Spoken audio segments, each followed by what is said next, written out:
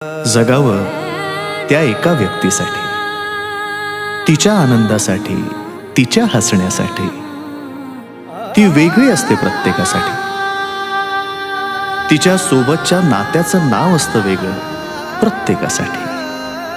कधी प्रेयसी, कधी प्रियकर, कधी नवरा, कधी बायको, कधी भाऊ, कधी बाबा, कधी आई तर कधी ताई. भावना मात्र एकच. कधी हसणार आहे, कधी रडणार आहे, कधी हसणार आहे, कधी रडणार आहे.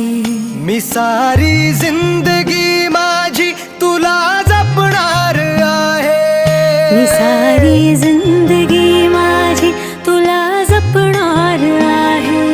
मी सारी